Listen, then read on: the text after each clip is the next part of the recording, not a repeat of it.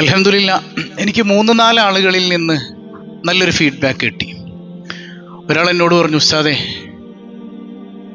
എനിക്കിപ്പോൾ 43 വയസ്സായി. ഞാൻ ഇന്ന് വരെ നിസ്കാരത്തിലൊരു സന്തോഷം ഉണ്ടെന്ന് അനുഭവിച്ചിരുന്നില്ല, അറിഞ്ഞിരുന്നില്ല. അങ്ങനെ ഒരു സന്തോഷമുള്ളതായി എനിക്ക് തോന്നിയിട്ടുണ്ടായിരുന്നില്ല. പക്ഷേ അള്ളാനെ പ്രണയിക്കണമെന്ന് പഠിച്ചപ്പോൾ ഞാൻ എൻ്റെ റബ്ബിനെ വല്ലാതെ സ്നേഹിക്കാൻ തുടങ്ങി. ഇപ്പം നിസ്കരിക്കാൻ നിൽക്കുമ്പോൾ തന്നെ എൻ്റെ കണ്ണിങ്ങനെ നിറഞ്ഞൊഴുകും. റബ്ബ് ചെയ്ത നിഅമത്തുകൾ ഓർക്കുമ്പോൾ ഞാൻ ഇത്രയും നാൾ എന്തെല്ലാം കാണിച്ചു കൂട്ടി തലകുത്തി മറിഞ്ഞിട്ടുണ്ട്. 5 വക്തും ചിലപ്പോൾ ഞാൻ പള്ളിയിലുണ്ടാകാറുണ്ട്. അപ്പോഴൊന്നും കിട്ടാത്തൊരാസ്വാദനം എൻ്റെ റബ്ബിനെ സ്നേഹിച്ചു തുടങ്ങിയപ്പോൾ എനിക്ക് കിട്ടിയെന്ന് പറഞ്ഞൊരു സഹോദരൻ. അല്ലാഹു നമുക്കെല്ലാം തൗഫീഖ് ചെയ്യട്ടെ. മറ്റൊരു സഹോദരൻ പറഞ്ഞു, ഉസ്താദേ, ഞാൻ തഹജ്ജുദ് നിസ്കരിച്ചപ്പോൾ പൊട്ടിക്കരഞ്ഞുപോയി റബ്ബിനെ കുറിച്ച് ഓർത്ത്. റബ്ബിനെ പ്രണയിച്ച് നിസ്കരിച്ചപ്പോൾ ഞാനങ്ങ് പൊട്ടിക്കരഞ്ഞുപോയി എന്നാണ് കേട്ടപ്പോൾ വല്ലാതെ കൊതിയായി. നമുക്കൊന്നും പറ്റാത്ത എന്താണ്? നമ്മൾ പൊട്ടിക്കരയുന്ന ചിലപ്പോൾ നരകത്തെ പേടിച്ചിട്ടായിരിക്കും, അല്ലെങ്കിൽ ദുനിയാവിലെ കടങ്ങളെക്കുറിച്ച് ഓർത്തിട്ടായിരിക്കും, മക്കളെങ്ങനെ വളർത്തണം എന്നുള്ളത് ചിന്തിച്ചിട്ടായിരിക്കും. പക്ഷെ റബ്ബിനെ പ്രണയിച്ചിട്ടൊന്ന് കരയാൻ പറ്റിയാൽ അല്ലാഹു നമുക്കൊക്കെ അതിന് തൗഫീക്ക് നൽകട്ടെ. ആരെങ്കിലുമൊക്കെ ചിന്തിച്ചു നോക്കിയായിരുന്നോ? അത് വേറെ പഠിച്ച വിഷയം ഉണ്ടോ? പറയടാ. ഉണ്ട്, മാഷാ അല്ലാഹ്. അല്ലാഹു നമുക്കെല്ലാം തൗഫീക്ക് നൽകട്ടെ. റമളാനിന്റെ പ്രമേയം എന്താണെന്നാ നമ്മൾ പഠിച്ചത്? എന്താണെന്ന് പഠിച്ചത്? ലോകത്ത് ഇത്രത്തോളം ആനന്ദമുള്ളൊരു വിഷയം വേറെ ഉണ്ടോ? എനിക്കത് മനസ്സിലാകാഞ്ഞിട്ടാണ്. എൻ്റെ ഡ്യൂട്ടി ദിവസം ഏതാണ് ഇവിടെ? വെള്ളി, ശനി, ഞായറാഴ്ച ഉച്ചവരെ അല്ലേ? പിന്നെന്തിനാ ഞാൻ ഈ ഓടി വരണത്? നിങ്ങൾ എനിക്ക് വല്ലതും തരുന്നുണ്ടാ? തരാൻ ഞാൻ പറയാനുണ്ടാ? പിന്നെന്തിനാ ഈ പാട് വെച്ചിട്ട് വന്നത്? വൺ സൈഡ് എൻ്റെ വണ്ടിക്ക് പെട്രോൾ അടിക്കണമെങ്കിൽ എങ്ങനെ ഒരു 3000 രൂപയുടെ മേലെ പെട്രോൾ വൺ സൈഡ് അടിക്കേണ്ടി വരും കോയമ്പത്തൂരിൽ നിന്ന് ഇവിടെ ഓടിയെത്താൻ. ഇപ്പം ഞാൻ അത് കഴിഞ്ഞാൽ നേരെ തമിഴ്നാട്ടിലേക്ക് പോകും.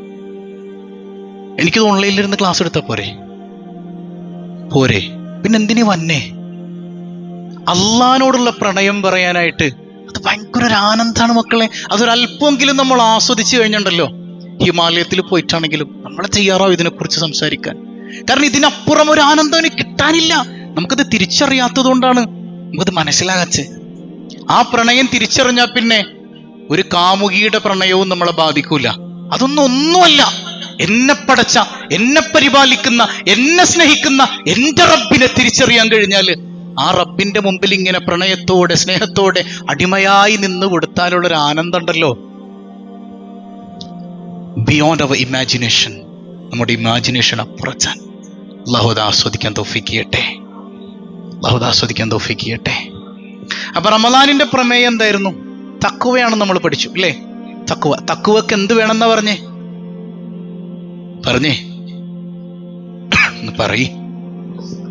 സ്നേഹം വേണം, മഹബത്ത് വേണം. അപ്പൊ ഈ മഹബത്ത്, മനുഷ്യർക്ക് മഹബത്ത് തോന്നുന്ന 5 കാരണങ്ങളെ കുറിച്ച് നമ്മൾ പറഞ്ഞുകൊണ്ടിരിക്കുകയാണ്. എവിടെ നമ്മൾ പറഞ്ഞു നിർത്തിയത്?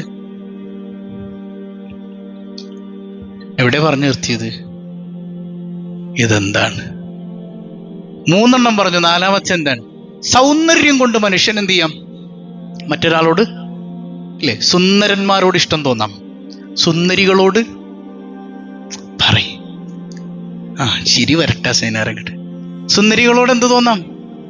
ഇഷ്ടം തോന്നാം. സൗന്ദര്യമുള്ള വസ്തുക്കളോട്, അത് മനുഷ്യന്റെ പ്രകൃതി അങ്ങനെയാണ് അല്ലേ? നമുക്ക് ആ സാധനം കിട്ടിയില്ലെങ്കിലും തോന്നൂലേ? അത് മനുഷ്യന്റെ പ്രകൃതിയാണ്. ആ സാധനം കിട്ടണമെന്നൊന്നുമില്ല. ഈ കാരണം കൊണ്ട് സ്നേഹിക്കാൻ പറ്റിയ ഒരുത്തനെയുള്ള ലോകത്ത്. അതാരാണ്? അല്ലാഹു റബ്ബുൽ ആലമീൻ. ഹബീബായ സയ്യിദുനാ റസൂലുള്ളാഹ് തങ്ങൾ പറയുന്നുണ്ട്, ഇന്നല്ലാഹ ജമീലുൻ യുഹിബ്ബുൽ ജമാൽ. അല്ലാഹ് ഭയങ്കര അഴകുള്ളവനാണ്. സയ്യിദുനാ റസൂലുള്ളാഹ്, അല്ലാഹ് ഭയങ്കര ഏറ്റവും ഭംഗിയുള്ളത് ആർക്കാണ്? പക്ഷെ അള്ളാഹ്ക്കൊരു തടിയുണ്ടോ? അല്ല ജിസ്മുണ്ടോ? അള്ളാഹ്ക്ക് രൂപമുണ്ടോ? രൂപമില്ല. അപ്പൊ നേർക്കണ്ണുകൊണ്ട് നമുക്ക് കാണാൻ പറ്റൂല. പിന്നെ എങ്ങനെയാ റബ്ബിനെ കാണാ? ഖൽബിന്റെ കണ്ണുകൊണ്ട് റബ്ബിനെ ആസ്വദിക്കാൻ കഴിയണം. അല്ലാഹു തൗഫീഖ് ചെയ്യട്ടെ. ബോറടിക്കണ്ടോ? ശരിക്കും ശ്രദ്ധിക്കണം കേട്ടോ. ഈ സൗന്ദര്യാസ്വാദനം 2 തരത്തിലാണ്. ഒന്ന് ബാഹ്യമായ സൗന്ദര്യമുണ്ട്, അതായത് പുറത്ത് കാണുന്ന സൗന്ദര്യമുണ്ട്. പിന്നെ അകത്ത് കാണുന്ന ആന്തരിക സൗന്ദര്യമുണ്ട്. ഫോർ എക്സാമ്പിൾ പറയാണ്, ഒരാളെ കാണാൻ ഭയങ്കര ഭംഗിയുണ്ട്, നമ്മൾ അടുത്തേക്ക് ചെല്ലുമ്പോഴോ അവന്റെ വായിൽ നിന്ന് വരുന്നത് വൃത്തികെട്ട വാക്കുകളാണ്. ഒരു സൈഡ് അങ്ങനെ. മറ്റൊരാളൊരു വിരൂപനായ മനുഷ്യനാണ്, കാണാൻ ഭംഗിയൊന്നുമില്ല, പക്ഷെ അടുത്തോട്ട് ചെല്ലുമ്പോ അത്തറിന്റെ ഗന്ധമുള്ള സംസാരമാണ് ആ മനുഷ്യൻ ഇങ്ങനെ പറഞ്ഞുകൊണ്ടിരിക്കണേ. ബുദ്ധിയുള്ളവനെ ആരെ ഇഷ്ടപ്പെടുക? അല്ലേ? ബുദ്ധിയുള്ളവരുടെ സൗന്ദര്യം എവിടെയാണ്? അത് ആന്തരികമാണെന്ന് പഠിപ്പിക്കുന്നുണ്ട് സയ്യിദുനാ വഹബീബുനാ റസൂലുള്ളാഹ്. ഈ ആന്തരിക സൗന്ദര്യം രണ്ട് കാര്യങ്ങൾ കൊണ്ടാണ്. ഒന്ന് ഇൽമ്, രണ്ട് കുദ്റത്ത്. ഒന്ന് പറഞ്ഞാൽ, ഒന്ന് ഇൽമ് എന്ന് പറഞ്ഞാല് അറിവ്, അല്ലേ? കുദ്റത്ത് എന്ന് പറഞ്ഞാല് കഴിവ്. ഇത് രണ്ടും മികച്ചു നിൽക്കുന്ന ഒരുത്തനേ ഉള്ളൂ ലോകത്ത്. അതാരാണ്? അല്ലാഹു റബ്ബുൽ ആലമീൻ. ഇപ്പൊ നമ്മള് അറിവുള്ള വലിയ വലിയ മഹാന്മാര്, ഇപ്പൊ ഭൗതിക മേഖലയിൽ എടുത്തു നോക്കിക്കഴിഞ്ഞാൽ ഡോക്ടർ APJ അബ്ദുൽ കലാം, നമുക്കൊരു ഇഷ്ടം തോന്നൂല അദ്ദേഹത്തോട്. എന്തൊരറിവാണ്! അദ്ദേഹം മിസ്റ്റർ വേൾഡ് ആയിരുന്നോ? വലിയ ജിമ്മനായിരുന്നോ? അതിസൗന്ദര്യമുള്ളൊരു മനുഷ്യനായിരുന്നോ? എന്നൊരു ബുദ്ധിയുള്ള മനുഷ്യനെ സംബന്ധിച്ചിടത്തോളം അദ്ദേഹം ഏറ്റവും ഭംഗിയുള്ള ഒരാളാണ്. കാരണം എന്താണ്? ഇൽമാണ്, അല്ലേ? അങ്ങനെയാണെങ്കിൽ ഈ ഇൽമൊക്കെ പഠിച്ചൊരുത്തനില്ലേ? അതാരാ? അങ്ങനെ ചിന്തിക്കുകയാണെങ്കിലും ആരെയാണ് നമ്മൾ ഏറ്റവും കൂടുതൽ പ്രണയിക്കേണ്ടത്? അല്ലാഹു റബ്ബുൽ ആലമീൻ, ആലിമുൽ ഗൈബി വശഹാദ, രഹസ്യവും പരസ്യവും അറിയുന്ന റബ്ബ്. ഏറ്റവും കൂടുതൽ നമ്മുടെ രഹസ്യവും പരസ്യവും ഒക്കെ അറിയണത് ആരാ? അല്ലാഹ്. പിന്നെയോ, ഇന്നല്ലാഹ ആലിമു ഗൈബസ് സമാവാതി വൽ അർള്, ആകാശഭൂമികളിലെ രഹസ്യവും പരസ്യവും ഒക്കെ അറിയണത് ആരാ? അല്ലാഹ് മാത്രാണ്. ഇന്നഹു അലീമും ബിദാത്തിസ് സുദൂർ, നെഞ്ചിന്റെ ഉള്ളില് ഒളിപ്പിച്ചു വെച്ച രഹസ്യങ്ങളും അറിയുന്നത് ആരാണ്? വഹുവ ബികുല്ലി ശൈഇൻ അലീം, എല്ലാം അറിയുന്നവൻ ആര് മാത്രാണ്? മൈക്ക് ക്ലിയർ അല്ലേ? എല്ലാം അറിയുന്നവൻ ആര് മാത്രാണ്? ഞാൻ ചോദിക്കട്ടെ, നമുക്കെന്താണ് അറിയുന്നത് എന്ന് പറഞ്ഞേ? നമുക്കെന്താ അറിയുന്നേ? എന്നെക്കുറിച്ച് എനിക്കെന്തറിയാം? ഇപ്പൊ നമ്മുടെ ഒരു ശരീരം ഉണ്ട് നമുക്ക്, ഇല്ലേ? ഈ ശരീരത്തെക്കുറിച്ച് സയൻസ് ഇപ്പോഴും പഠിച്ചുകൊണ്ടിരിക്കുകയാണ്, പഠനം തീർന്നിട്ടില്ല. പഠിച്ച് എങ്ങോടെത്തും? ബുദ്ധിയുള്ളവരാണെങ്കിൽ ലെത്തും. പറഞ്ഞു, നമുക്ക് നമ്മളെക്കുറിച്ച് അറിയോ? നമ്മളെക്കുറിച്ച് പോലും പൂർണ്ണമായി നമുക്കറിയില്ല. അപ്പൊ നമ്മളെക്കുറിച്ച് നമുക്കറിയുന്നതിലേറെ അറിയുന്ന ഒരുത്തനേ ഉള്ളൂ. അതാരാണ്? അറിവ് രണ്ട് രൂപത്തിലുണ്ട് എന്നാണ്. ഒന്ന് സൃഷ്ടികളെ കുറിച്ചുള്ള അറിവ്, മറ്റൊന്ന് സൃഷ്ടാവിനെ കുറിച്ചുള്ള അറിവ്. ബോറടിക്കണ്ട, നമ്മളിത് അള്ളാനെ മനസ്സിലാക്കണേ കുറച്ച് കഷ്ടപ്പെട്ട് പഠിക്കണം. കഥ കേട്ടു പോകാൻ ഈസിയാണ്, അല്ലേ? തിരിച്ചറിഞ്ഞ് പഠിക്കണ്ടേ നമുക്ക്? തൗഫീഖ് ചെയ്യട്ടെ. എത്ര അറിവുണ്ട്? രണ്ട് തരം. ഒന്നേതാണ് പറഞ്ഞേ? സൃഷ്ടികളെ കുറിച്ച്. മറ്റൊന്ന് സൃഷ്ടാവാരാണ്? അവനെക്കുറിച്ച് ഏറ്റവും കൂടുതൽ അറിയുന്ന ആർക്കാണ്? പറഞ്ഞ ആർക്കാണ്? ആ ഇൽമ ആരുടെ കയ്യിലാണ്? ഇപ്പോ അള്ളാന്റെ കയ്യിൽ. പിന്നെ സൃഷ്ടികളെ കുറിച്ചുള്ള അറിവ്, അതായത് ഒരു കമ്പനി ഒരു പ്രൊഡക്റ്റ് ഇറക്കി, ഈ പ്രൊഡക്റ്റിനെ കുറിച്ച് ഏറ്റവും കൂടുതൽ അറിയുന്ന ആർക്കായിരിക്കും? ആ കമ്പനിക്ക് തന്നെയല്ലേ? ഈ സൃഷ്ടികളെ മുഴുവൻ പഠിച്ചതാരാണ്?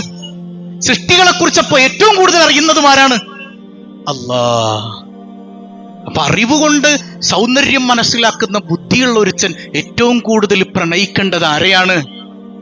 അല്ലാഹു റബ്ബുൽ ആലമീൻ. ഇനി കുദ്റത്ത്, അള്ളാന്റെ കഴിവല്ലാതെ ഈ ലോകത്ത് വേറെ എന്തെങ്കിലും ഉണ്ടോ? ഇപ്പൊ ഒരു ഭംഗിയുള്ള മനുഷ്യനിലേക്ക് നമ്മൾ നോക്കാണ്. നമ്മുടെ ഭാര്യക്ക് നല്ല ഭംഗിയുണ്ട് എന്ന് നോക്കുക. അവളിലേക്ക് ഇങ്ങനെ നോക്കുമ്പോ അവളിലൂടെ ആരെ കാണാൻ കഴിയണം? ആരെ കാണാൻ പറ്റണം? ഈ ഭംഗി അവൾക്ക് കൊടുത്തതാരാ?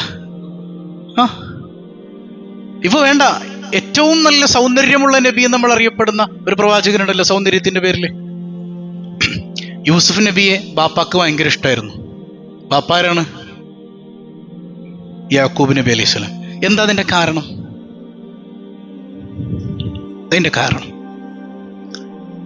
ഏറ്റവും ചെറിയ കുട്ടിയായിരുന്നോ യൂസുഫ് നബി?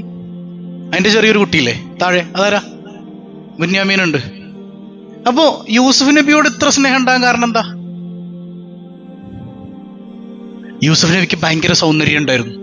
അത് നോക്കുമ്പോ യാക്കൂബ് നബിയുടെ മനസ്സിലേക്ക് വരുന്നത് ജമാലുല്ലാഹ്, അള്ളാന്റെ സൗന്ദര്യാണ്. എന്റെ മോനെ കാണുമ്പോ എനിക്ക് ഏറ്റവും കൂടുതൽ ഓർമ്മ വരുന്നത് എൻ്റെ കുഞ്ഞിന് ഇത്ര സൗന്ദര്യം ഉണ്ടെങ്കിൽ ഈ സൗന്ദര്യം നൽകിയ എൻ്റെ നാഥൻ എത്ര ഭംഗിയുണ്ടാകും. സുബ്ഹാനല്ലാഹ്. ഇതല്ലാണ്ട് നമ്മൾ പറഞ്ഞതുപോലെ ഭയങ്കര ഗ്ലാമർ കൂടിയതുകൊണ്ട് യൂസുഫിനെ ഭയങ്കര ഇഷ്ടമായിരുന്നു യാക്കൂബ് നബിക്ക്. അങ്ങനെയല്ല. യൂസുഫ് നബിയെ കാണുമ്പോ യാക്കൂബ് അലൈഹിസ്സലാമിന്റെ ഖൽബിലേക്ക് വന്നത് ജമാലുല്ലാഹ്, അല്ലാഹുവിന്റെ അഴകാണത്രേ. അള്ളാന്റെ അഴക്, അള്ളാന്റെ ഭംഗി അല്ലെ. സുന്ദരനായവനെ പാട്ട് പാടുന്നില്ല, പാടിക്കഴിഞ്ഞ സിനിമ പാട്ടാന്ന് പറയുന്നത്. അള്ളാഹ് സുന്ദരനാണ്, ജമാലാണ് സയ്യിദുനാ റസൂലുള്ളാഹ്. പുരാണങ്ങളിൽ ഒരു കഥയുണ്ട്. ഒരു മഹർഷി ഒരു കഥ, ഒരു സംഭവം കേൾക്കുകയാണ്. അതായത് ഒരു വേശ്യയായ പെണ്ണുണ്ട് അത്രേ. വേശ്യയായ പെണ്ണ്, ഇവള് ഭയങ്കര സുന്ദരിയാണ്. ഇവൾ അങ്ങനെ ഇങ്ങനെ വേറെ ആർക്കും കാണാൻ പറ്റൂല. ഇവളെ കാണണമെങ്കിൽ കോടീശ്വരനാകണം, VIP ആകണം. അപ്പൊ മഹർഷി എന്ത് ചെയ്തു? ഇവളൊന്ന് കാണാൻ തീരുമാനിച്ചു. അങ്ങനെ ചെല്ലുമ്പോൾ വീടിന്റെ മുമ്പിൽ ഒരു മണിയുണ്ട്. അപ്പോൾ ഓരോരുത്തരും വരണത് എത്ര വലിയ സ്ഥാനത്താണ് അവരുള്ളത് അതിനനുസരിച്ച് മണി അടിക്കണം. ഇപ്പൊ രാജാവാണെങ്കിൽ കുറച്ച് നീട്ടി അടിക്കണം. അപ്പൊ ഒക്കെ മനസ്സിലാവും കൂടുതലുള്ളവനാ വന്നേക്കണേ. അപ്പൊ ഒന്നുകൂടെ ഭംഗിയായിട്ട് അണിഞ്ഞൊരുങ്ങി വരും. അപ്പൊ സ്വാമി എന്നിട്ട് എന്ത് ചെയ്തു? നല്ലോണം അങ്ങ് രാജാവിനേക്കാളും കൂട്ടി നീട്ടി അങ്ങ് അടിച്ചു. ഇവള് നല്ല സുന്ദരിയായി അണിഞ്ഞൊരുങ്ങി സ്വാമിയുടെ അടുത്തേക്ക് വരികയാണ്. മഹർഷിയുടെ കയ്യും പിടിച്ചോണ്ട് അകത്തേക്ക് പോയി. അവിടെ ചെന്ന് നിന്നപ്പോ മഹർഷി ഇങ്ങനെ നോക്കിക്കൊണ്ടിരിക്കുകയാണ് ഇവളുടെ മുഖത്തോട്ട്. അല്ല, എനിക്ക് വേറെ ക്ലൈന്റ് ഉണ്ട്, നമുക്ക് വേഗം കാര്യങ്ങളൊക്കെ കഴിഞ്ഞിട്ട്. മൂപ്പരനങ്ങളില്ല, ഒപ്പരിങ്ങനെ നോക്കി നിൽക്കാണ്. അല്ല, അതെ, നിങ്ങൾ വന്ന കാര്യം തീർച്ചിട്ട് വേഗം പോവാണെങ്കിൽ എനിക്ക് വേറെ ക്ലൈന്റുകളുണ്ട്. അല്ലടി, ഞാനിങ്ങനെ നിന്നെ നോക്കാണേ. അതായത് നിന്റെ സൗന്ദര്യം കണ്ടപ്പോഴേ നിന്നെ പടച്ച ദൈവത്തിന് എന്തൊരു സൗന്ദര്യമായിരിക്കും, എന്റെ ചിന്ത അങ്ങോട്ടാ പോയത്. ഞാൻ അതൊന്ന് തിരിച്ചറിയാൻ വേണ്ടി വന്നതാണ് എന്ന് പറഞ്ഞത്. സംഗതി പുരാണാണെങ്കിലും ഇതൊരു യാഥാർത്ഥ്യല്ലേ? ആണോ അല്ലേ? എല്ലാ സൗന്ദര്യവും പടയ്ക്കുന്നതാരാണ്? പടച്ചതാരാണ്? അല്ലാഹു റബ്ബുൽ ആലമീന. ആ തമ്പുരാന്റെ സൗന്ദര്യം എത്രയുണ്ടപ്പോ? സൗന്ദര്യം കൊണ്ടാണ് നിങ്ങൾ ഒരാളെ സ്നേഹിക്കുന്നതെങ്കിൽ സ്നേഹിക്കേണ്ടത് ആരെയാണ്? ആ യഥാർത്ഥ സൗന്ദര്യം തിരിച്ചറിഞ്ഞ ഒരാള് കല്യാണത്തിന് മുമ്പ് ഹറാമായ ഒരു പ്രണയബന്ധത്തിലേക്ക് പോവൂല. നമ്മുടെ മക്കൾക്ക് അള്ളാഹിനോടുള്ള മഹബത്ത് പഠിപ്പിച്ചു കൊടുക്കണം. മനസ്സിലായോ? അള്ളാഹിനോട് ഒരാൾക്ക് പ്രണയം ഉണ്ടെങ്കിൽ ഹറാമായ ഒരു പെണ്ണിനെ പ്രേമിക്കാൻ പോവൂല. കല്യാണം കഴിഞ്ഞിട്ട് അവിഹിത ബന്ധത്തിലേക്ക് പോവൂല. കാരണം എന്താ? എല്ലാ സൗന്ദര്യത്തെയും പടച്ച എന്റെ റബ്ബിന്റെ അടിമയാണ് ഞാൻ. എനിക്ക് പിന്നെന്തിനാണ് വേറെ ഹറാമായ ഒരു ബാന്ധവം? ഇതാണ് ഇത് മഹബത്തുകൊണ്ട് ഇങ്ങനെ നമ്മൾ നന്നാകണത്. അള്ളാഹു തൗഫീക്ക് നൽകട്ടെ. 3 രൂപം ഉണ്ടെന്നാണ് അള്ളാഹുവിലേക്ക് അടുക്കാൻ. ഒന്നാമത്തത് അസ്സൈറു ഇലല്ലാഹ്, 2 അസ്സൈറു ഫില്ലാഹ്, 3 അസ്സൈറു ബില്ലാഹ്. അസ്സൈറു ഇലല്ലാഹ് എന്ന് പറഞ്ഞാൽ അള്ളാഹുവിലേക്കുള്ള വഴി. ഇത് റെഡിയാക്കാനാണ് ഹിറാ ഗുഹയിൽ പോയിരുന്നത് സയ്യിദുനാ റസൂലുള്ളാഹ്. അവിടുന്ന് ആ അസ്സൈറു ഇലല്ലാഹ് പൂർത്തിയാക്കി തിരിച്ചിറങ്ങി അള്ളാഹുവിൽ ലയിച്ചിരുന്നു. അസ്സൈറു ഫില്ലാഹ്. അങ്ങനെ ലയിച്ചു വെറുതെ ഇരുന്നാ പറ്റൂല, അള്ളാഹനെയും പിടിച്ചോണ്ട് ജനങ്ങൾക്കിടയിലേക്ക് ഇറങ്ങണം. അതാണ് അസ്സൈറു ബില്ലാഹ്. അങ്ങനെയായിരുന്നു സയ്യിദുനാ റസൂലുള്ളാഹ്. അതായത് ഈ അസ്സൈറു ഇലല്ലയിൽ ലയിച്ചിരുന്നു പോയിട്ട് ജനങ്ങൾക്കിടയിലേക്ക് ഇറങ്ങാതെ ഭ്രാന്തായി പോയ കുറെ ആൾക്കാരുണ്ട്. അവരെ നമ്മൾ പറയണത് മജ്ദൂബുകൾ എന്നാണ്. കേട്ടോ നിങ്ങൾ? മസ്താന്മാരെന്നൊക്കെ പറയും. തട്ടിപ്പുകാരെ കുറിച്ച് മിനിയാന്ന് ഞാൻ പറഞ്ഞു തന്നില്ലേ? ഞങ്ങൾ ആലുവയിൽ നിന്നാണെന്ന് പറഞ്ഞ സംഗതി കള്ളന്മാര്. അതല്ല, ഒറിജിനൽ മജ്ദൂബുകളുണ്ട്. അതായത് അസ്സൈറു ഇലല്ലാഹ്, അള്ളാഹുവിലേക്ക് അവർ യാത്ര ചെയ്ത് കൽബിന്റെ കണ്ണുകൊണ്ട് അള്ളാഹനെ കണ്ടു കഴിയുമ്പോൾ അവരുടെ ബുദ്ധിക്ക് ഭ്രമം സംഭവിച്ചതുപോലെ ജനങ്ങൾക്കിടയിലേക്ക് ഇറങ്ങി വരാൻ പറ്റാത്ത രീതിയിൽ അവരിങ്ങനെ സ്റ്റക്കായി നിൽക്കും. സ്വഹാബത്തിലുണ്ടായിരുന്നു അങ്ങനെ ചില ആളുകൾ.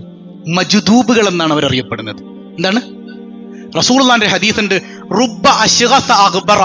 ശരീരം മുഴുവൻ അഴുക്കുപുരണ്ട മുടി ജട പിടിച്ച കുറച്ച് അടിമകൾ അല്ലാഹ്ക്കുണ്ടത്രേ. മദ്ഫൂഅൻ ബിൽ അബ്വാബ്. ഏതെങ്കിലുമൊക്കെ ഒരു വാതിലിൽ വന്ന് അവർ മുട്ടിയാല് അവരിങ്ങനെ ആട്ടി ഓടിക്കും. അങ്ങനത്തെ കുറച്ച് അടിമകൾ അല്ലാഹ്ക്കുണ്ട്. ലൗ അഖ്സമ അലല്ലാഹ്, അവരെങ്ങാനും അള്ളാഹുവിൽ സത്യം ചെയ്ത് വല്ലതും പറഞ്ഞാൽ ലഅബറഹു, ആ സെക്കൻഡിൽ അള്ളാഹു അത് നടപ്പാക്കുമെന്ന് സയ്യിദുനാ റസൂലുള്ളാഹ്. പക്ഷെ ഇവര് 2ാം തരക്കാരാ, 1ാം ക്വാളിറ്റിയിലുള്ളവരല്ല. 1ാം ക്വാളിറ്റിയിലുള്ളത് അമ്പിയാക്കളും ആ ബുദ്ധിക്ക് ഭ്രമം സംഭവിക്കാത്ത ഔലിയാക്കളുമാണ്. ഇത് 1ാം ക്വാളിറ്റി അവരാണ്. സംഗതി ഇവര് 2ാം ക്വാളിറ്റി ആണെങ്കിലും പറഞ്ഞാൽ ഉടനെ അതെന്ത് ചെയ്യും? ഇപ്പൊ ഗസാലി ഇമാം ഉദ്ധരിക്കുന്ന ഒരു ചരിത്രമുണ്ട്. മഹാനായ കലീമുല്ലാഹി മൂസ, ഞങ്ങളോട് പറഞ്ഞോന്നറിയില്ല, ബുർഹുൽ അസ്വദിന്റെ ചരിത്രം ഞാൻ പറഞ്ഞിട്ടുണ്ടോ നിങ്ങളോട്? പറഞ്ഞിട്ടുണ്ടോ? ഇല്ല. മൂസാ നബിയുടെ അടുക്കൽ കുറച്ച് മനുഷ്യന്മാർ വന്നിട്ട് പറയണം, അല്ലയോ മൂസ, മഴ ഇല്ലാതായിട്ട് എത്ര കൊല്ലായി? നിങ്ങളൊരു നബിയല്ലേ, അള്ളഹാനോട് ദ്വാരക്കണ്ടേ? വേണ്ടേ? അള്ളഹാനോട് ചോദിക്കണ്ടേ? ഇതാ ആടുമാടുകളൊക്കെ ചത്തൊടുങ്ങാണ്, ഇനി മനുഷ്യനും കൂടെ മരിച്ചിട്ട് വേണം നമുക്ക് ദ്വാരക്കാൻ. അപ്പൊ മൂസാ നബി പറഞ്ഞു, ബാ നമുക്ക് ആ മൈതാനത്തേക്ക് പോയി നിന്ന് അള്ളാഹുവിനോട് ദ്വാ ചെയ്യാം. ഉറക്കം വരുന്നുണ്ടാ? ചെറുതായിട്ട് ഇല്ല. അപ്പൊ ദ്വാരക്കാൻ പോവാണ്. പോണ വഴിക്ക് ജിബ്രീൽ അലൈഹിസ്സലാം ഇറങ്ങി വരികയാ. മൂസാ മൂസാ, ഇങ്ങോട്ട് വരേണ്ടതില്ല, നിങ്ങൾ ചോദിക്കണ്ട, മഴ കിട്ടൂലെന്ന് അള്ളാഹ് അറിയിച്ചിട്ടുണ്ട്. മഴ കിട്ടൂല, നിങ്ങൾ ചോദിക്കണ്ട. ആരാ ചോദിക്കാൻ പോണത്? നബിയാണ്. കൂടെ ആയിരക്കണക്കിന് ഇസ്രായേലികളുണ്ട്. നിങ്ങൾ ഇങ്ങോട്ട് വരണ്ട. പക്ഷെ എന്താണ് കാരണം? ഇവന്മാരുടെ കൽബിലൊന്നും ഒരു ഉറപ്പില്ല. ഒന്നുകിൽ നബിയുടെ കൂടെ അല്ല നിങ്ങൾ ഈ പോണത്, ഉത്തരം കിട്ടുന്നൊരു ഉറപ്പ് വേണ്ടേ? വേണ്ടേ? അതില്ല. ഇപ്പൊ നമ്മളും അങ്ങനെയല്ലേ, ദ്വാരക്കുമ്പോഴത്തേക്കും 27 അവണെന്ന് ചോദിച്ചു നോക്ക, ചിലപ്പോ കിട്ടിയാലോ. പണ്ടൊരു കാർന്നോര് കോഴിക്കോട് മഴ തേടിയുള്ളൊരു നിസ്കാരത്തിന് പോയി. അത്ര വലിയൊരു സയ്യിദിന്റെ നേതൃത്വത്തിൽ നിസ്കാരം നടക്കുകയാണ്. നിസ്കാരം കഴിഞ്ഞപ്പോഴത്തേക്കും ഭയങ്കര മഴ. ഈ കാർന്നോര് എന്ത് ചെയ്തു? കൊടയും പിടിച്ച് നടന്നുപോയി. അപ്പൊ എല്ലാവരും ചോദിച്ചു, അല്ലുപ്പാപ്പ നിങ്ങൾ കൊട കൊണ്ടെന്നോ? എടാ, എന്റെ പടച്ചോൻ എനിക്ക് വിശ്വാസമാണ്, നിനക്കൊന്നും വിശ്വാസം ഇല്ലാത്തതിന് ഞാൻ എന്ത് ചെയ്യാനാ? ഞാൻ എന്ത് ചോദിക്കാൻ അവിടെ വന്നത്? പിന്നെ നീയൊക്കെ എന്തിനാടാ വന്നത്? സംഗതി ശരിയല്ലേ? അപ്പൊ ഈ കൗമിനെയും കൊണ്ട് വരണ്ട നബിയെ, ഒന്മാര് കൽബിൽ ഇഖ്ലാസ് ഇല്ലാത്തവന്മാരാ. അപ്പൊ മൂസാ നബി അമ്മരൊക്കെ പറഞ്ഞു വിട്ടു, പോയിക്കോ, ഞാൻ വേറെ വഴി നോക്കട്ടെ. അപ്പൊ അള്ളഹാനോട് ചോദിച്ചു, പടച്ചോനെ, എന്താ ഉമ്മത്താകെ നശിച്ചോണ്ടിരിക്കുകയാണ്, എന്ത് ചെയ്യും? എന്നാലേ എൻ്റെ ഒരു അടിമയുണ്ട്, യുഖാലു ലഹു ബുറുഹുൽ അസ്വദ്. അവന്റെ പേരെന്താ? ബുറുഹുൽ അസ്വദ് എന്നാണ്. അവനെ കൊണ്ട് ചോദിപ്പിക്കും, മഴ ഞാൻ തരാന്ന് പറഞ്ഞു. പടച്ചോനെ, മൂസാ നബി അങ്ങനെ ഒരാളെ കുറിച്ച് കേട്ടിട്ടില്ല. അന്വേഷിക്കാൻ തുടങ്ങി. ആളുകളോട് ചോദിച്ചു, ബുറുഹുൽ അസ്വദിനെ അറിയോ? ബുറുഹുൽ അസ്വദ് ആർക്കും പരിചയമില്ല, അപ്രസക്തനായൊരു മനുഷ്യൻ. കുറെ അങ്ങനെ നടന്നപ്പോണ്ട് ഒരു ഓടയുടെ ഭാഗത്ത് നെറ്റിയിൽ മുഴുവൻ ഇങ്ങനെ മണ്ണ് പുരണ്ട ഒരു മനുഷ്യനെ കാണുകയാണ്. സുജൂദിൽ കിടന്നിട്ടെ മണ്ണ് പുരണ്ട കറുകറുത്ത, അസ്വദ് എന്ന് പറഞ്ഞാല് ഹജറുൽ അസ്വദ്, അങ്ങേറ്റം കറുത്ത കല്ലെന്നാണ് ഇല്ലേ? വെളുത്ത കല്ലായിരുന്നു, നമ്മുടെ പാപക്കറകൾ ഏറ്റുവാങ്ങി കറച്ചുപോയി. അപ്പൊ ഈ ബുറുഹുൽ അസ്വദ് എന്ന് പറയുന്ന മനുഷ്യനാണെന്ന് അറിയാൻ വേണ്ടി ചോദിച്ചു, നിങ്ങളെ പേരെന്താ? എന്റെ പേര് ബുർഹ് എന്നാണ്. വേഗം കെട്ടിപ്പിടിച്ച് ആലിംഗനം ചെയ്യുന്ന നബിയുല്ലാഹി മൂസ, നിങ്ങൾ ഞങ്ങൾക്ക് വേണ്ടി ഒന്ന് ദ്വാരക്കണം അള്ളഹാനോട്. ആരാ? നബിയാ പറയണേ. നബിയുടെ സ്ഥാനം ഉണ്ടോ മനുഷ്യന്? ഇല്ല. പക്ഷെ അള്ളാഹ് ചിലത് തിരിച്ചറിയാൻ വേണ്ടി നമ്മളെ പഠിപ്പിക്കാൻ വേണ്ടി കാണിച്ചു തരാണ്. നിങ്ങളൊന്ന് അള്ളഹാനോട് ചോദിക്കണം. മൂപ്പര് ചോദിക്കല്ല ചെയ്തത്, അള്ളഹാനോട് 4 വർത്താനം പറയാണ്. എന്ന്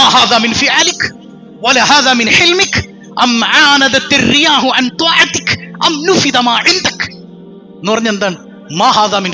നീ എന്തുട്ട് പരിപാടിയാണ് പടച്ചോനെ കാണിക്കണത്?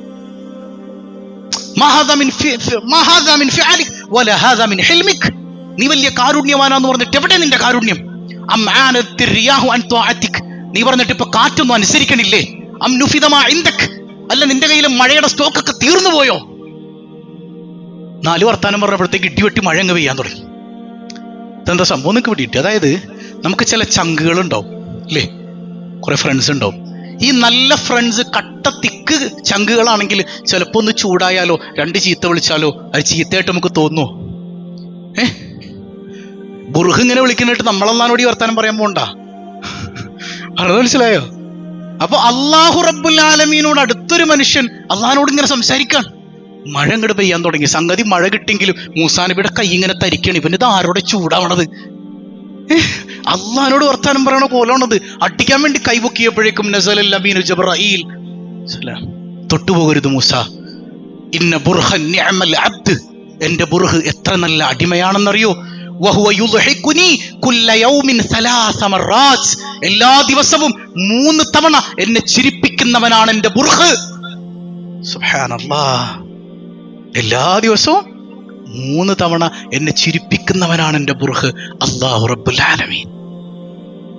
അപ്പോ ഇത് മജ്ദൂബുകളാണ്, ഒരു 2ാം തരക്കാരാണ്. പക്ഷെ അള്ളാഹുവായിട്ട് ഇങ്ങനെ കണക്റ്റഡ് ആയിരിക്കും. അപ്പൊ നമ്മൾ അള്ളാന്റെ മാർഗത്തിലേക്ക് കടന്നാൽ, അസ്സൈറു ഇലല്ലാഹിലേക്ക് കടന്നാൽ, എന്ത് കണ്ടാലും നമ്മുടെ മനസ്സ് എങ്ങോട്ടാ പോവാ? പറ, എങ്ങോട്ടാ പോവാ?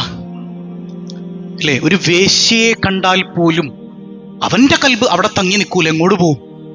ഹറാമ് കണ്ടാൽ പോലും ഹറാമിൽ സ്റ്റക്കാവോ കൽബ്? എങ്ങോട്ട് പോവും?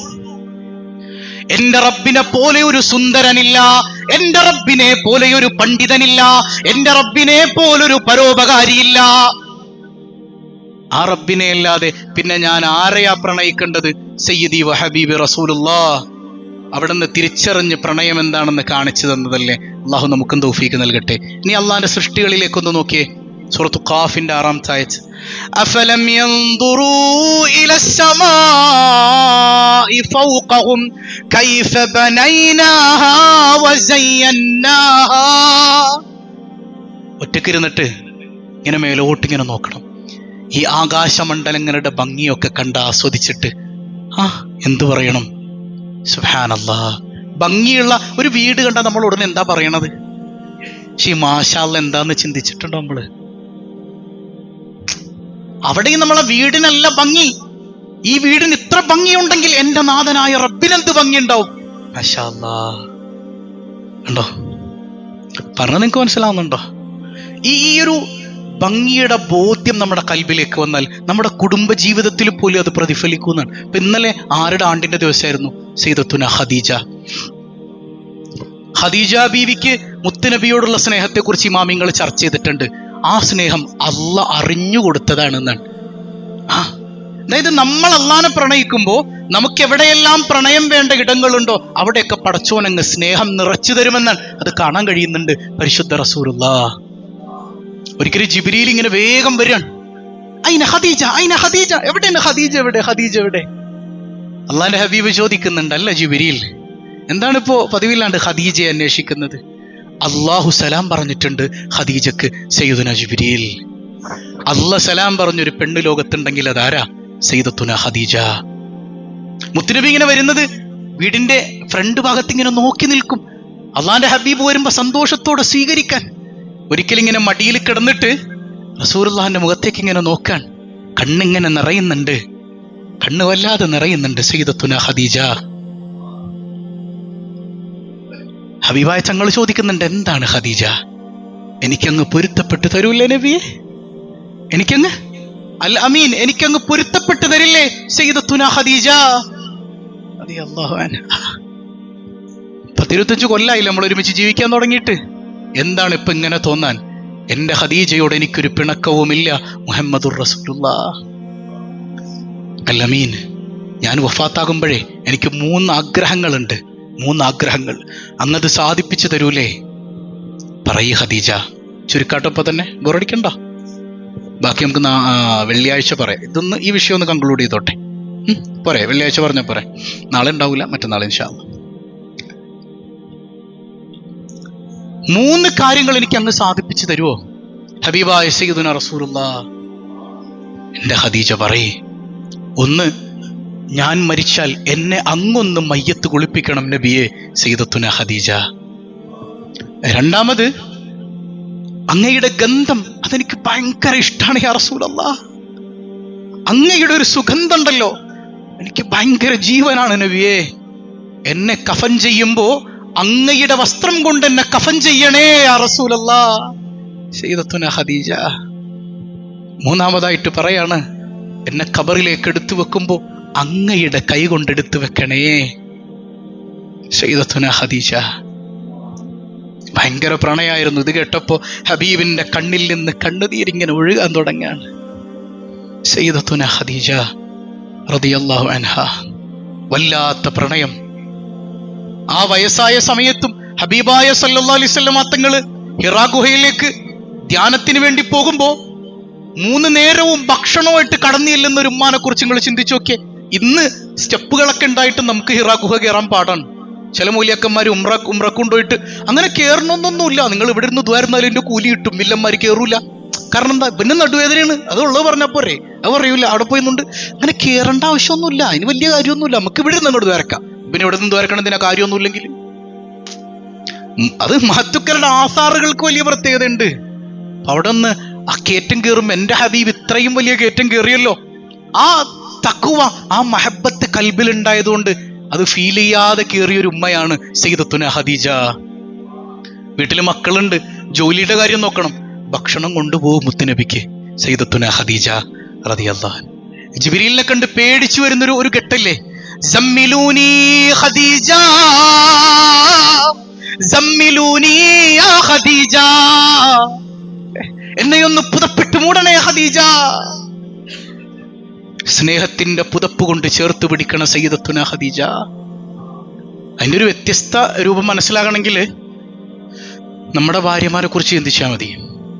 ഒരു മലയിൽ പോയിരുന്ന് നമ്മളിങ്ങനെ ഇബാദത്തൊക്കെ ചെയ്ത് എന്തെങ്കിലുമൊക്കെ കൊണ്ട് ഓടി വരുമ്പോ സമ്മിലൂനി സമ്മിലൂനി, നിങ്ങൾ ചിന്തിച്ചു നോക്കിയാൽ നമ്മൾ കെട്ടിയോളോട് പറയണത്. നിങ്ങളോട് ആരാണ് ഇപ്പൊ മലയുടെ മുകളിലോട്ടൊക്കെ കയറാൻ പറഞ്ഞത്? ഇവിടെ അങ്ങനെ അടങ്ങി കിടന്നാ പോരായിരുന്ന? മലയുടെ മുകളിലും കയറി ഏതാണ്ടൊക്കെ കണ്ട് പേടിച്ചുകൊണ്ട് വന്നേക്കാണ് മനുഷ്യനെ അടങ്ങിയിറക്കാനായിട്ട്. പിള്ളേരെ ഒറ്റക്കിട്ട് എന്നെ ഒറ്റക്കിട്ട് അങ്ങനെ പോവും. വ്യത്യസ്തയായിരുന്നു സയ്യിദത്തുന ഖദീജ. കാരണം എന്താ? അവിടെ അള്ളാഹിനോടുള്ള മഹബത്ത് ഉണ്ടായിരുന്നു, പുണ്യ ഹബീബിനോടുള്ള മഹബത്ത് ഉണ്ടായിരുന്നു. ചേർത്ത് പിടിച്ച് ആശ്വസിപ്പിക്കുന്ന സയ്യിദത്തുന ഖദീജ. എന്റെ ഹബീബിന് ബാപ്പയായിരുന്നു ഖദീജ, എന്റെ ഹബീബിന് ഉമ്മയായിരുന്നു ഖദീജ, എന്റെ ഹബീബിന് മകളായിരുന്നു ഖദീജ, സഹോദരനും സഹോദരിയുമായിരുന്നു ഖദീജ, എല്ലാമായിരുന്നു ഖദീജ റളിയല്ലാഹു അൻഹാ. ആയിഷ ബീവി അവിടുത്തെ വീട്ടിൽ ഇങ്ങനെ മുത്തുനബി നിൽക്കുമ്പോൾ ഹാല എന്ന് പറയുന്ന ഒരു സഹോദരി ഉണ്ട്, ഖദീജ ബീവിയുടെ കുടുംബത്തിൽപ്പെട്ടത്. അവരിങ്ങനെ വരുമ്പോ ഹാലക്ക് ഖദീജയുടെ അതേ മുഖാണ്. അപ്പൊ ആ കുഞ്ഞിനോട് വല്ലാത്ത സ്നേഹം കാണിക്കുന്നുണ്ട് മുഹമ്മദുർ റസൂലുള്ളാഹ്. ആയിഷ ബീവിക്ക് പിടിച്ചില്ല. ആ കിളവിനെ മറക്കാനായില്ലേ? അപ്പൊ നല്ല യുവതികളൊക്കെ എനിക്ക് കിട്ടിയില്ലേ, അതായത് എന്നെയൊക്കെ കിട്ടിയില്ല, ഇനി കിളവിനെ ഓർച്ചോണ്ടിരിക്കണോ? അതിന് പകരം പഠിച്ചോ തന്നില്ലേ നബിയെ? അല്ല ആയിഷ, എന്റെ ഖദീജക്ക് പകരം ഒരാളെ അല്ല എനിക്ക് തന്നിട്ടില്ല, സയ്യിദുനാ റസൂലുള്ളാഹ്. അവിടുത്തെ കല്യാണം രസാണ്. ഖദീജ ബീവി കോടീശ്വരിയാണ്, ഖുവൈലിദിന്റെ മകളാണ്. കല്യാണ ദിവസം ഇങ്ങനെ വീട്ടില് മണവാളനും മണവാട്ടിയും അണിഞ്ഞൊരുങ്ങി നിൽക്കുമ്പോണ്ട് തീർത്തും അപ്രസക്തയായ ഒരു പെണ്ണ് മുഷിഞ്ഞ വേഷമൊക്കെ ധരിച്ച് ഓടി വരികയാണ്. എവിടെ? ഖദീജയുടെ വീട്ടിലേക്ക്. മുത്തുനബി ഉണ്ട് അവിടെ സല്ലല്ലാഹു അലൈഹി വസല്ലം. ആർക്കും അറിയാൻ പാടില്ല അവരിങ്ങനെ ഓടി വരികയാണ്. ഓടി വന്നിട്ട് റസൂലുള്ളാഹിന്റെ മുമ്പിൽ ഇങ്ങനെ നിൽക്കുമ്പോ ഹബീബായ തങ്ങൾ വിളിക്കുന്നുണ്ട്, യാ ഉമ്മാ, എന്റെ ഉമ്മ. അപ്പൊ ആളുകളൊക്കെ നോക്കുന്നുണ്ട്, അല്ലമ്മ എന്റെ ഉമ്മ മരിച്ചു പോയതല്ലേ, ഇതാരാണ്? ഈ വിളി കേട്ടിട്ട് ഓടി വരുന്നുണ്ട് സയ്യിദത്തുന ഖദീജ റളിയല്ലാഹു അൻഹാ. മുത്തുനബി തങ്ങൾ ആ ഉമ്മാടെ നെഞ്ചോട് കൈ ചേർത്ത് വെച്ചിട്ട് സ്നേഹത്തോടെ ഇങ്ങനെ നിൽക്കുന്നുണ്ട്. ഖദീജ ബീവി ചോദിക്കുന്നുണ്ട്, അൽ അമീൻ, ഇതാരാണ്? ഇതെന്റെ ഉമ്മയാണ് ഖദീജ. 4 കൊല്ലം എന്നെ വളർത്തിയ, 2 വർഷം എനിക്ക് പാല് തന്ന സയ്യിദത്തുന ഹലീമ റളിയല്ലാഹു അൻഹയാണത്. എൻ്റെ ഉമ്മയാണ്. ആ ഉമ്മയുടെ മാറിടത്തിൽ നിന്ന് ഞാൻ കുടിച്ച പാലാണ് രക്തമായ എന്റെ ശരീരത്തിൽ ഓടുന്നത് ഖദീജ. മുഷിഞ്ഞ വേഷാൻ. എന്താണ് ഉമ്മ ഈ കോലം? മോനല്ലമീനെ, ആ മലകൾക്കപ്പുറല്ലേ ഞങ്ങൾ താമസിക്കണത്. പണ്ടൊക്കെ ഇങ്ങനെ പാല് കൊടുക്കുന്ന സമ്പ്രദായം ഉണ്ടായിരുന്നു. ഇപ്പൊ വയസ്സായില്ലേ? അപ്പോഴാണ് ആളുകൾ പറഞ്ഞത്, നിങ്ങളന്ന് പാല് കൊടുത്ത അല്ലമീൻ കല്യാണാണെന്ന്. ഖുവൈലിദിന്റെ മകള് ഖദീജയാണ് കല്യാണം കഴിക്കണത്. അതുകൊണ്ട് തന്നെ അവിടെ ചെന്നാൽ ചിലപ്പോൾ നിങ്ങൾക്ക് കഴിക്കാൻ ചോറ് കിട്ടും, ഭക്ഷണം കിട്ടും, വീട്ടിലേക്ക് മക്കൾക്കൊപ്പം കൊണ്ടുവരികയും ചെയ്യാലോ. മക്കൾക്ക് ജോലിയില്ല, ഭർത്താവിന് അസുഖാണ്. സയ്യിദുനാ റസൂലുള്ളാഹ് തങ്ങളോട് ആ ഉമ്മ പറയുമ്പോ ഹബീബിന്റെ കണ്ണിങ്ങനെ ഒഴുകുന്നുണ്ട്. ഖദീജ ബിയോട് പറയുന്നുണ്ട്, ഖദീജ, ഉമ്മാനകത്തേക്ക് കൊണ്ടുപോ ഖദീജ. ഭർത്താവ് പറയാനായിട്ട് ഇങ്ങനെ ഒരു വാക്ക് പറയാൻ കേട്ട് നിൽക്കുന്നവരായിരുന്നു സയ്യിദത്തുന ഖദീജ റളിയല്ലാഹു അൻഹ. ആ ഉമ്മാനെ ഇങ്ങനെ പിടിച്ചുകൊണ്ടുപോയി ഉമ്മാനെ കുളിപ്പിച്ച് പുതുമണവാട്ടി അണിയാൻ വേണ്ടി വാങ്ങിയിരുന്ന വസ്ത്രങ്ങളൊക്കെ ധരിപ്പിച്ചു കൊടുക്കുന്ന സയ്യിദത്തുന ഖദീജ റളിയല്ലാഹു അൻഹ. നല്ല വസ്ത്രമൊക്കെ ധരിച്ച് ആ ഉമ്മ വന്നപ്പോ കാലിൽ നിന്നിങ്ങനെ പൊട്ടി ചോര വരുന്നുണ്ടായിരുന്നു, ചെരുപ്പില്ലാത്തതുകൊണ്ട്. ഹബീബായ സയ്യിദുനാ റസൂലുള്ളാഹ് അന്ന് ഖദീജ ബിയോട് പറയുന്നുണ്ട്, ഉമ്മാനെ കണ്ടിങ്ങനെ സന്തോഷിച്ചിട്ട് പറയണം, ഖദീജ, ഉമ്മ പ്രയാസത്തിലാണ്, എന്തെങ്കിലും കൊടുക്കണ്ടേ ഖദീജ? ഞാൻ എന്ത് കൊടുക്കാനാണ്, അങ്ങ് പറഞ്ഞോ. നബിതങ്ങളും മിണ്ടണില്ല, അവിടുത്തെ മുഖം ഇങ്ങനെ വിവരണമായതുപോലെ. ഞാനൊരു ഫക്കീറല്ലേ ഖദീജ? സയ്യിദുനാ റസൂലുള്ളാഹ്, ഞാനൊരു ഫക്കീറല്ലേ ഖദീജ? ആ വായങ്ങ് പൊത്തിപ്പിടിക്കുന്നുണ്ട് സയ്യിദത്തുന ഖദീജ റളിയല്ലാഹു. അങ്ങ് ഫക്കീറല്ല, എനിക്ക് എന്തെല്ലാം ഉണ്ടോ അതെല്ലാം അങ്ങയുടേതാണ്. അൽ അമീൻ. ഈ ഖദീജക്കൊന്നുമില്ല, ഇത് മുഴുവൻ അങ്ങയുടേതാണ് അൽ അമീൻ. ഹബീബ് റസൂലുള്ളാഹ്, ഉമ്മാക്ക് കുറച്ച് ആടിനെ കൊടുത്താലോ? എന്തിനാ കുറച്ചാക്കുന്നേ? ആ മലഞ്ചെരുവിലുള്ള ആട് മുഴുവൻ അങ്ങയുടെ ഉമ്മക്കാണ് സയ്യിദത്തുന ഖദീജ. ഉമ്മക്ക് ചെരുപ്പില്ല, നമുക്ക് ചെരുപ്പെന്തെങ്കിലും. എന്തിനാ ചെരുപ്പാക്കുന്നേ? ചുവന്ന ഒട്ടകം, അന്നത്തെ ബെൻസാണ് ചുവന്ന ഒട്ടകം, അതിന്റെ മുകളിൽ കയറ്റിയിരുത്തി ഒരു വൃദ്ധനെയും കൂടെ അയക്കുന്ന സയ്യിദത്തുന ഖദീജ. ഇത്രമേൽ എൻ്റെ ഹബീബിനെ ഉൾക്കൊണ്ടതാരാണ്? സയ്യിദത്തുന ഖദീജ അല്ലാതെ. കല്യാണം കഴിഞ്ഞപ്പോൾ കുറച്ച് ഖുറൈശികൾ പറയുന്നുണ്ട്, എന്തോരം നല്ല പയ്യന്മാരുണ്ടായിരുന്നു, ഈ പാവപ്പെട്ട കയ്യിൽ ഒന്നുമില്ലാത്ത മുഹമ്മദിനെ കല്യാണം കഴിച്ചത്. എല്ലാവരെയും വിളിച്ച് ഭക്ഷണം കൊടുക്കുകയാണ് സയ്യിദത്തുന ഖദീജ. എൻ്റെ മുഴുവൻ സ്വത്തും ഞാനിതാ അൽ അമീൻ എഴുതി കൊടുത്തിരിക്കുകയാണ്. ഇന്നു മുതൽ ഖദീജ പാപ്പരാണ്, ഖദീജയുടെ കയ്യിൽ ഒന്നുമില്ല. ഈ സ്വത്ത് ചെലവാക്കാൻ അൽ അമീൻ എന്നോട് ചോദിക്കേണ്ടതില്ല. എനിക്കെന്തെങ്കിലും എടുക്കണമെങ്കിൽ അൽ അമീനോട് ചോദിക്കാതെ ഞാൻ എടുക്കുകയുമില്ല. സയ്യിദത്തുന ഖദീജ റളിയല്ലാഹു അൻഹ. എന്തൊരു സ്നേഹമാണ്! ഈ സ്നേഹത്തിന്റെ കടിത്തറ അവിടെ നമ്മൾ ചിന്തിച്ചിട്ടുണ്ടോ? നമ്മൾ പറയും ഭയങ്കര സ്നേഹമാണ്, ഭയങ്കര സ്നേഹമാണ്. ഇലാഹിയായ പ്രണയമാണത്. ഇതെവിടെ നിന്നുണ്ടായതാ? ആരെ പ്രണയിച്ചത് കൊണ്ട് കിട്ടുന്നതാ? അള്ളാനെ പ്രണയിച്ചത് കൊണ്ടാണ്. അള്ളാനെയും ഹബീബിനെയും പ്രണയിക്കാതെ ഒരാൾക്ക് സന്തോഷമുള്ളൊരു ജീവിതം ആസ്വദിക്കാൻ പറ്റൂല. അവിടെ നിൽക്കട്ടെ, ബാക്കി ഇൻഷാ നമുക്ക് വെള്ളിയാഴ്ച പറഞ്ഞാൽ പോരെ. ഉറക്കം വന്നോ? അള്ളാഹു ഹബീബായ ചങ്ങളും ഖദീജ ബീവിയും നയിച്ചതുപോലെ ഒരു ജീവിതം ആസ്വദിക്കാൻ തൗഫീക്ക് ചെയ്യട്ടെ. സംഗതി പറയാൻ രസമാണ്. ഞാൻ നിങ്ങളോട് പറഞ്ഞില്ല, എൻ്റെ കെട്ടിയോളോട് ചോദിച്ചൊരു സംഭവം. ഒരു ഖദീജ ബീവിയുടെ ആണ്ടിൻ്റെ അന്ന് കഴിഞ്ഞ കൊല്ലാണ്.